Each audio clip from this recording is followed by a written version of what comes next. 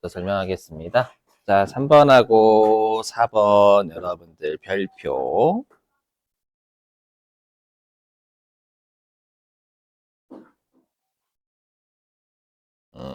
자, 별표고요. 몇 페이지에 있냐 아까도 했었지만 얘네 72페이지. 자, 현금과 부족 문제입니다.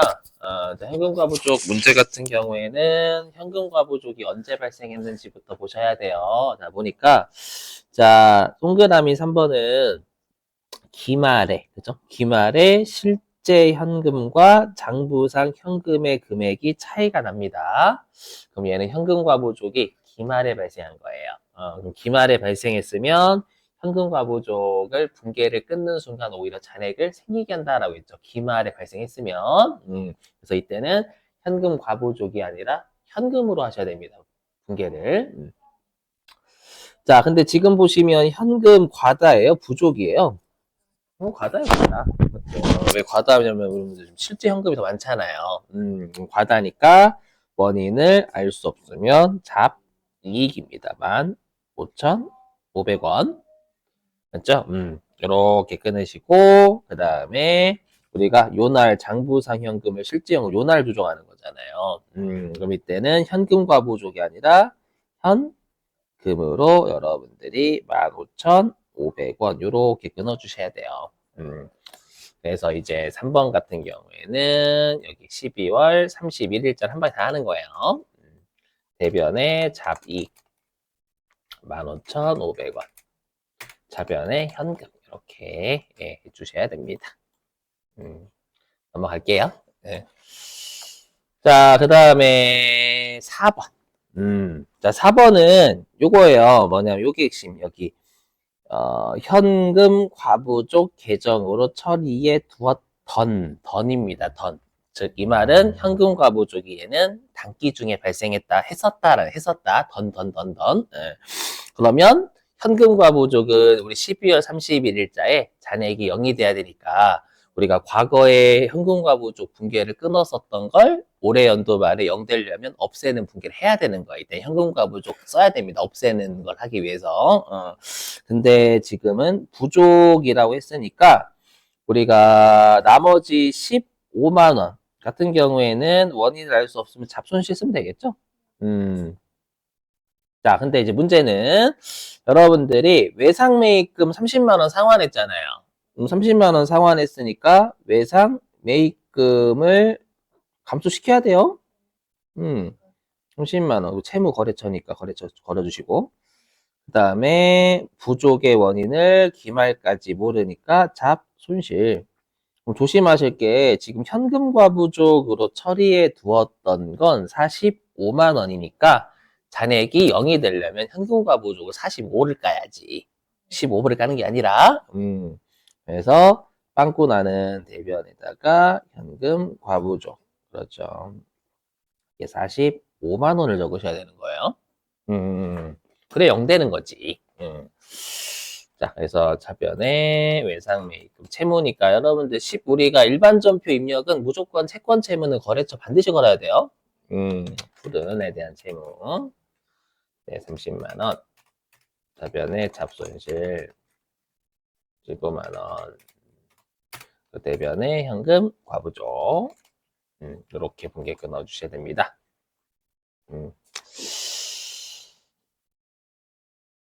자, 이제 7번부터 9번 별표고요. 7번부터 9번 별표. 예, 교재 41, 85페이지. 딱 직감을 하셔야 될 게, 여기 보시면, 우리가 이제 2024년 11월 1일에 12개월분 임차료가 비용이잖아요. 얘를, 네, 전액 선급 비용으로 처리를 했대요. 그럼 요거는 딱 봐도 선급 비용 문제입니다. 그럼 우리가 이제 12개월분은 굳이 따지자면 2024년 11월 1일부터 2025년 10월 31일까지입니다. 그러면 우리가 이제 요 문제는 무조건 12월 31일자 문제잖아요. 그러면 2024년 12월 31일 날 결론이 어떻게 되냐. 그럼 내가 2024년 11월 1일에 1년치 보험료 냈죠? 냈고, 그때, 임차료 냈고, 임차료 낸 날로부터 2개월 지날 겁니다, 여러분들. 그죠? 그럼 2개월은 임차를 했다는 뜻이고, 그러면 2개월은 제때 낸 임차료가 맞으니까 2024년도 손익계산서에는 2개월치의 임차료가 손익계산서에 올라가야 되는 거예요. 그래서 우리 임차료는 비용이잖아요. 그래서 임차료라는 비용이, 네, 2개월이 인식이 돼. 금액까지 생각하지 마시고, 금액까지 머리 아프니까. 인식이 돼야 되고. 그럼 거꾸로 올해 연도 말 입장에서는 네, 아직 10개월치, 2025년도 10개월치 먼저 낸 임차료가 있잖아요. 맞죠?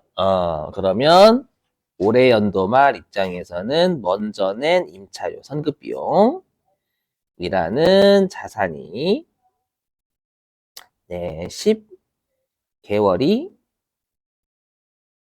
인식이 돼야 돼, 재무상태표에는. 맞죠? 요거는 안 바뀌어. 자, 근데 회사가 어떻게 했냐면, 우리가 여기 문제 나와 있죠. 임차료라는 비용으로 12개월을 다 잡았대. 11월 1일 날, 여기요. 다 잡았대요, 때. 11월 1일 날. 임차료라는 비용으로 12개월을 다 처리했대요. 처리를 했대. 근데 올해 연도 말 입장에서 손익계산서에 반영돼야 될 임차료 비용은 2개월 만이잖아요. 그러면 12개월로 처리했던 걸 기말에 우리가 10개월치를 취소시켜야 손익계산서인 2024년도 2개월치만 올라간단 말이에요. 맞죠? 그래서 분계는 어떻게 하냐면 그냥 아직 금액은 적지 마시고 임차료라는 비용이 취소가 되니까 대변이죠. 대변에 이렇게 10개월 적으세요. 10개월. 이렇게 적고. 반대로 회사가 선급 비용이라는 자산으로 인식을 안 했잖아요. 임차료 다 냈는데 비용 처리했 전액 죄송합니다. 이거 잘못했구나. 죄송. 비용으로 처리를 안 했네. 맞죠? 죄송해요. 큰일 날 뻔했다. 맞아. 잘못 봤어요. 미안해요, 여러분들. 네, 임차료라는 비용으로 처리를 안 했네. 선급비용 처리했다라고 돼 있으니까 자산 처리한 거죠. 그러면 임차료라는 비용으로 1년치 다 내면서 처리하지 않았는데 12월 31일에 임차료라는 비용이 손익계산서 2개월은 인식이 돼야 되니까 2개월치의 임차료를 리얼 잡아야 되겠죠? 그럼 임차료는 비용이니까 차변, 증가시키는 건 그대로 차변. 요렇게. 죄송해요. 이렇게 되는 거고. 자, 그 다음에 우리가 선급 비용이라는 걸로 회사가 1년치 다 내면서 다 자산으로 처리했다라고 해서 선급 비용이 자산이거든. 그래서 11월 1일 날 전부 다 선급 비용으로 12개월을 처리했대요. 자산으로 12개월로 처리를 했는데 올해 연도발 입장에서는 선급비용, 선급비용이 10개월만 재무상태표에 가야 돼요. 그럼 선급비용 12개월로 다 처리했던 것 중에서 올해 연도 말에 선급비용이란 자산이 10개월이 되려면 선급비용을 2개월치 취소해야지. 그쵸? 그럼 선급비용은 자산이니까 차변, 취소면 감소니까 반대편 대변. 네, 일단 이렇게 하세요. 그리고 2개월 계산하는 거예요. 그럼 우리가 지금 12개월에 1200이잖아요. 그죠? 그럼 여기 나누기 12 하면 한 달치가 되겠지. 예, 여기에 다시 한 달치에 2 곱하면 이게 200이 될 거예요. 그죠? 자고로 우리가 이제 202페이지 뭐 선급 비용 그거는 여러분 채권 채무라고 안 돼 있으니까 거래처 안 걸려도 상관없어요. 네, 그래서 영업부니까 800번대 임차료 200, 그다음에 대변의 선급 비용 200 이렇게 잡으시면 되겠습니다. 머릿속으로 안 되시면 이렇게 하시는 것 추천드립니다. 자, 그 다음에 동그라미 8번은 거꾸로예요. 거꾸로 뭐냐면 얘는 2024년 4월 1일 1년분 보험료, 화재보험료도 보험료예요. 보험료를 다 내면서 이번엔 보험료라는 비용으로 처리를 했대요. 그렇죠? 자, 근데 얘도 마찬가지로 2024년 12월 31일까지 계산하면 보험료 1년치 다 낸 4월 1일로부터 12월 31일까지 아마 9개월이 지날 겁니다. 그러면 9개월 동안은 여러분들 9개월은 지났으니까 9개월은 제때 낸 보험료가 맞다라는 거예요. 그러면 얘가 손익계산서에 9개월치가 보험료 비용으로 가야지. 그죠? 인식이 돼야 되고. 그 다음에 우리가 1년분은 2021년, 위에다 좀 적을게요. 그래서 1년분이라는 건 2024년 4월 1일부터 2025년 3월 31일까지잖아요. 그럼 2024년 올해 연도 말 입장에서는 아직 2025년 1월달, 2월달, 3월달 3개월치 보험료 선급 먼저 낸 게 있죠? 그렇죠? 먼저 낸 게 있으니까 올해 연도 말 입장에서는 선급 비용이라는 자산이 재무상태표에 3개월치가 인식이 돼야 돼요. 이건 안 바뀌어. 오케이. 안 바뀌는데 4월 1일 날 여기 전부 다 회사가 보험료라는 비용으로 다 12개월 처리했다라고 돼 있잖아요. 그죠? 요 4월 1일 날. 보험료라는 비용으로 12개월치를 다 처리했대.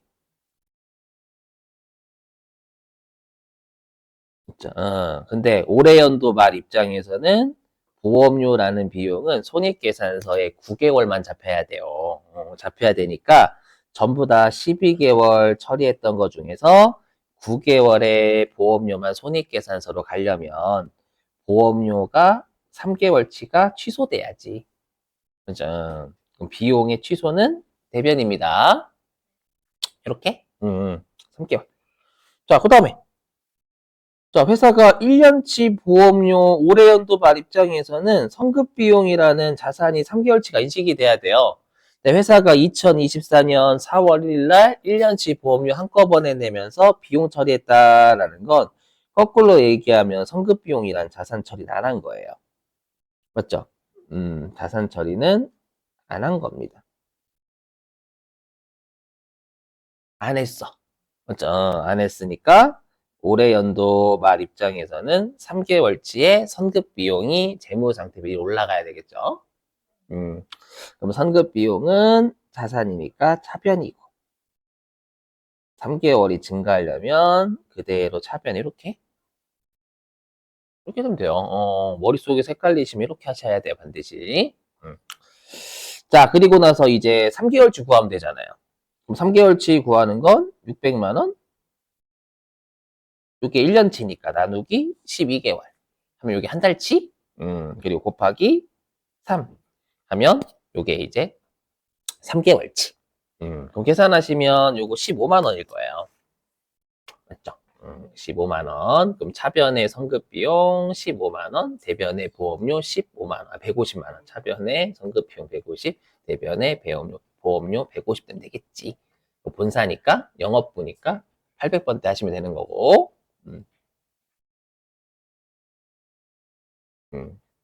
차변의 선급 비용 150.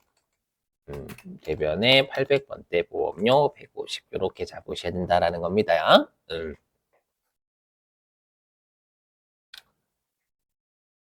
자, 그 다음에 동그라미 9번. 자, 여러분들 우리가 12월 31일이 항상 마지막 날입니다.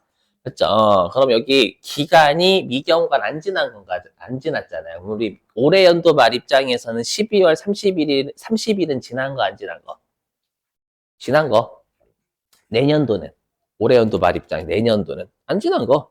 그럼 해석하면 요거잖아요. 회사가 얼마를 빌렸는지 몰라요. 근데 이자 비용으로 처리했었대. 처리했었는데 아직 시간이 안 지난 이자 비용이 있다라는 거예요. 우리가 회사가 이자 비용으로 처리했다라는, 우리 아까 시간이 지나면 수익과 비용이 맞다라고 했죠. 근데 여기 회사가 비용으로 처리했는데 시간이 안 지나면 거꾸로 얘기하면 비용 아니다라는 거예요. 이거 한국말이 어렵습니다. 근데 회계 2급은 은근히 말 문제도 돼요. 이렇게. 그럼 거꾸로 얘기하면 이자 비용 중, 이자 비용으로 처리한 것 중 43만 원은 기간 안 지났으니까 올해의 비용 아니기 때문에 취소하라는 거예요. 이렇게. 그럼 올해 연도 말이 마지막이니까 안 지났으면, 예, 우리가 차기 이후에, 맞죠? 이자를 먼저 낸 게 있다, 이 뜻입니다.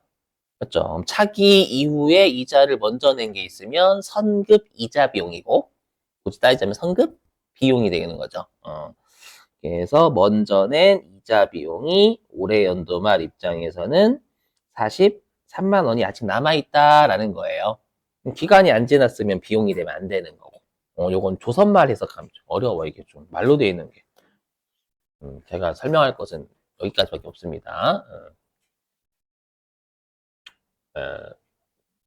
네, 그래서 차변의 선급 비용.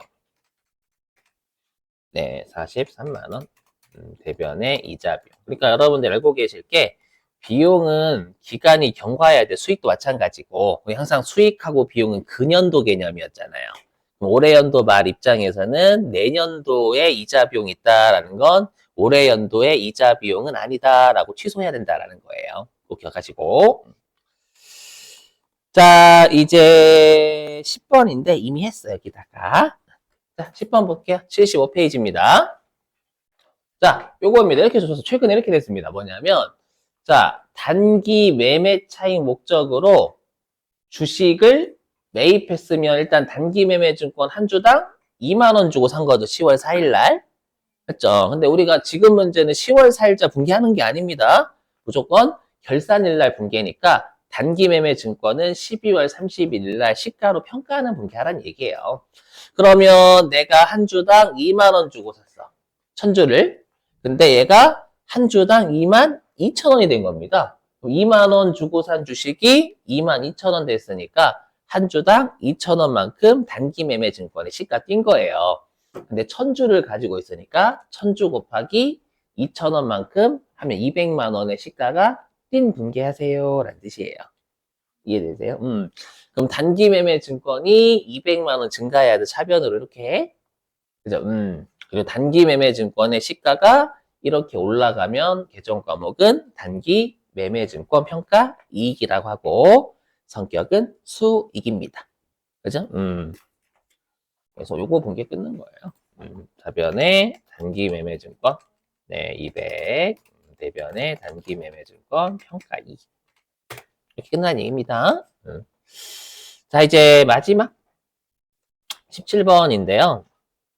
요건 이미 했어. 당좌 차월 문제입니다. 뭐, 여기 있잖아요. 예금 잔액이 마이너스인 걸 우리가 당좌 차월이라고 한다고 했죠? 이렇게. 예. 그러면 우리가 12월 31일에 마이너스 잔액만큼은 은행한테 갚아야 될 부채잖아요. 근데 이걸 어떻게 본다라고 했냐면 우리가 은행한테 600만 원 빌린 걸로 본다라고 했죠. 그래서 대변에 단기 차입금 600만 원 잡고 요거 채무니까 거래처 걸어야 돼요. 그리고 어떻게 한대요? 12월 30일 어차피 갚을 게 600만 원이다 라고 잡아놨으니까 나중에 갚으면 잔액이 0이 돼야 되잖아요. 그래서 12월 31일 결산일에 미리 잔액을 0 만든다라고 했죠. 왜냐면 주주들한테 알려줄 때 예금 잔액 음수다라고 이렇게 하면 안 되는 거예요. 잔액은 최소한 0 이상이어야 돼. 그렇죠? 그렇기 때문에 갚을 게 600만 원이다라고 하고 주주한테 올려줄 때는 예금 잔금 0 이상으로 해줘야 되는 거예요. 마이너스 하면 안 되는 거니까. 마이너스가 뭔지 몰라요. 그러면 마이너스 600, 이게 먼저죠? 마이너스 600만 원 잔액이었던 걸 보통 예금 600만 원 이렇게 차변으로 끊으면 보통 예금을 600만 원 증가시킨 거예요. 그럼 이 차변 분계를 통해서 마이너스 600인 게 플러스 600이 되면 0이 된 거죠. 그래야 나중에 실제 갚았을 때 잔액이 음수가 되는 현상을 방지할 수 있다라고 했죠. 어차피 요거 부채라고 기록해놨으니까 갚을 거다. 네, 요거는 잘 안 나옵니다. 17번은. 그래서 차변에 보통 예금 600, 또 대변에 단기 차입금은 채무니까 거래처 대한 은행 거셔야 되는 거고. 네, 됐어요. 자, 여기까지 하고요.